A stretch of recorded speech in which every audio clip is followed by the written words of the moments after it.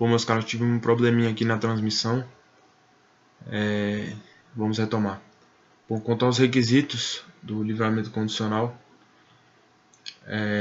primeiro requisito é que seja imposta ao sujeito, né, uma pena privativa de liberdade maior ou igual a 2 anos, certo?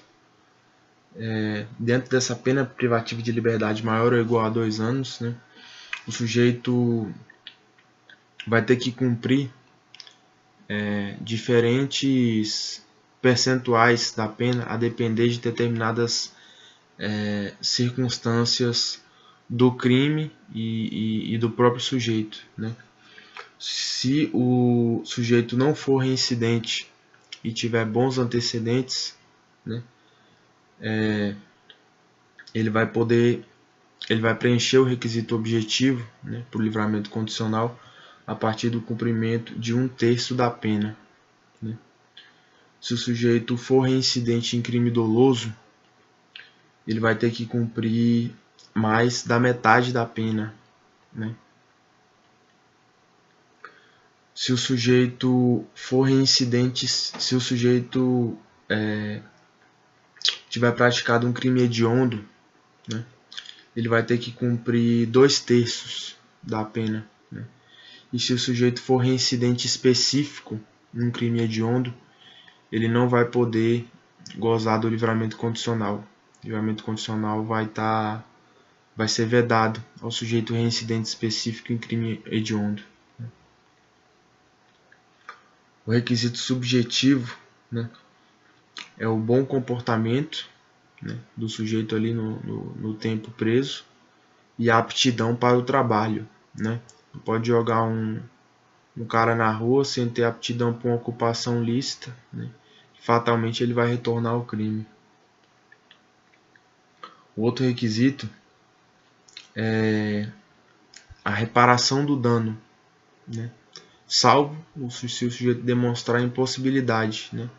Que me parece que vai ser a grande maioria dos casos, né? Uma vez que a maioria da população carcerária é pobre, né? O sujeito não tem condição de garantir nem a própria subsistência e da família, quanto mais reparar o dano pelo crime que ele cometeu, né? De qualquer forma, como requisito formal, a reparação do dano ou a demonstração da impossibilidade, né, de fazê-lo.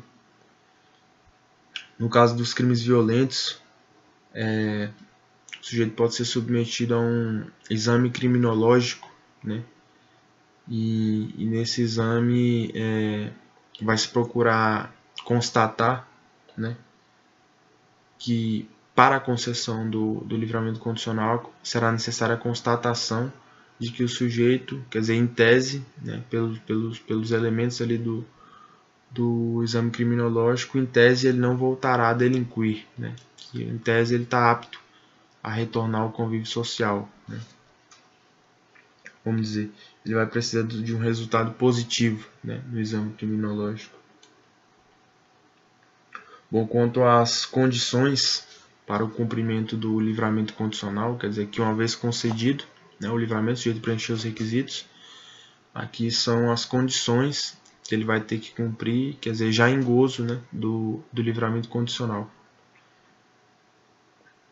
As condições obrigatórias, né, são a obtenção de uma ocupação lícita, né, num prazo razoável, né, a comunicação periódica das atividades da ocupação do sujeito ao juiz, né, ao juiz da vara de execuções penais, né, e o sujeito não se mudar da comarca sem autorização, né. Essas são as condições obrigatórias, né. As condições facultativas, né, que podem ser estabelecidas a critério do juiz, né, é não mudar de residência sem autorização, quer dizer, obrigatória seria não mudar de comarca sem autorização. Comarca seria uma espécie de uma... Aqui no Distrito Federal a gente não tem comarca, a gente tem circunscrição judiciária, né? Tem a circunscrição de Brasília, a circunscrição de Samambaia, né? A circunscrição da Ceilândia, né? Seriam mais ou menos regiões, né? Então, a critério do juiz ele pode estabelecer uma condição mais rígida, né, que é não mudar de residência sem autorização. Então, dentro da mesma comarca, ali dentro da mesma circunscrição, o sujeito não poderia mudar de residência sem autorização do juiz, né? O juiz pode estabelecer também a obrigação do sujeito se recolher em hora fixada, né? Vamos supor, uma garantia de que ele não vai ficar à noite na rua, né? O juiz pode estabelecer a proibição de frequentar determinados lugares, né? Notadamente aqueles lugares mais propensos a que o sujeito vá se envolver em atividades criminosas, né? Bares, né? Sobretudo. E essas condições podem ser modificadas a qualquer tempo pelo juiz, né?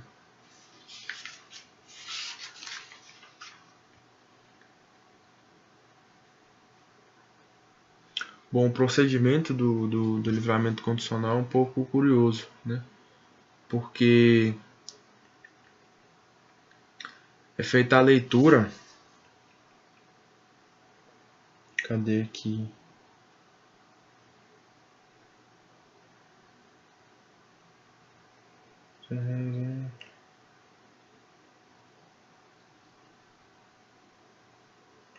É feita a leitura da sentença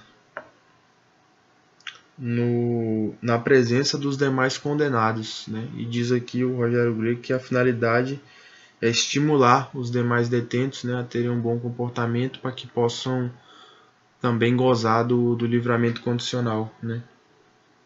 E aí é perguntado ao condenado se ele aceita as condições, né, para o livramento, né? Se ele aceitar, ótimo. Se não, continua preso, né?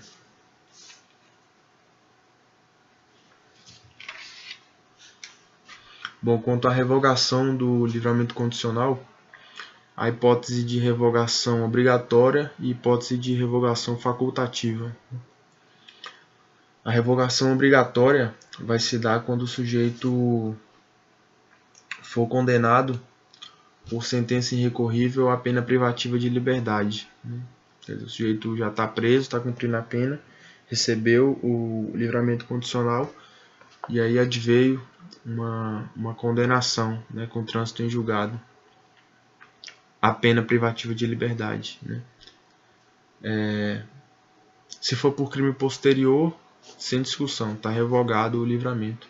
Se for por crime anterior, tem algumas notas aqui.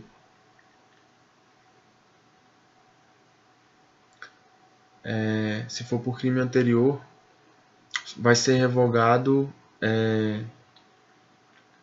somente se a soma entre a pena imposta e a pena remanescente, né, extrapolar o limite para a concessão do livramento, né? Aí vai ser uma hipótese de revogação obrigatória, né? Mas nessa hipótese, o tempo de livramento condicional não será perdido, ele será computado como o tempo de cumprimento da pena, né? Já na hipótese de condenação por crime posterior, o tempo do livramento vai ser perdido, né? Bom, a hipótese de revogação facultativa, né? Quer dizer, ali a critério do juiz, né? Se o sujeito for condenado por sentença irrecorrível a pena não privativa de liberdade, quer dizer, um crime ali menos grave, né, que foi imputada a ele uma pena de multa ou pena de uma pena restritiva de direitos, né, uma pena alternativa. E a outra hipótese de revogação facultativa é o descumprimento das condições, né, pelo condenado.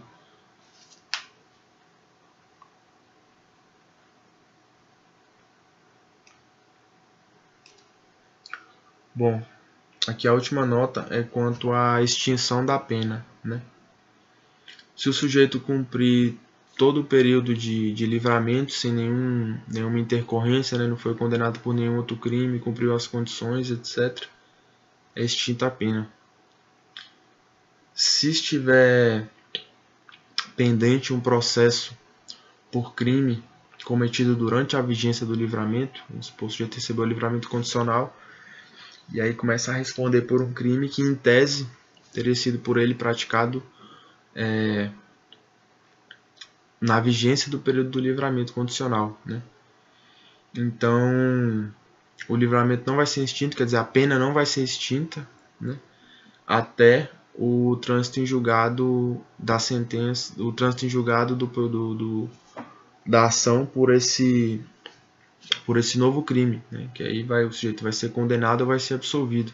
Se ele for condenado, nós caímos naquela hipótese lá de revogação obrigatória ou facultativa, né? Obrigatória se for condenado à pena privativa de liberdade e facultativa se for condenado à pena não privativa de liberdade. Bom, meus caros, quanto ao livramento condicional era isso. Deixa eu ver só se eu peço com uma última nota aqui.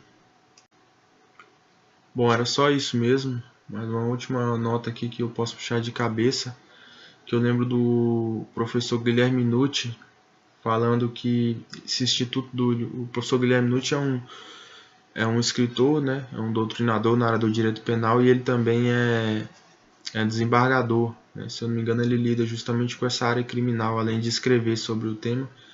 E ele diz que o livramento condicional é um instituto em desuso, né, notadamente porque o cumprimento aqui das condições para a obtenção do livramento condicional é mais gravoso do que para a progressão da pena, né? Nós vimos lá, o sujeito cumpre 1/6 e já pode progredir, né, de regime, então o sujeito acaba obtendo o regime aberto, né, antes do livramento condicional, né? E o regime aberto tem a vantagem de não ter todas essas condições, né, obrigatórias e também as facultativas, né, que podem ser impostas ao sujeito, né? Então, era isso, meus caros. Obrigado pela atenção, boa noite.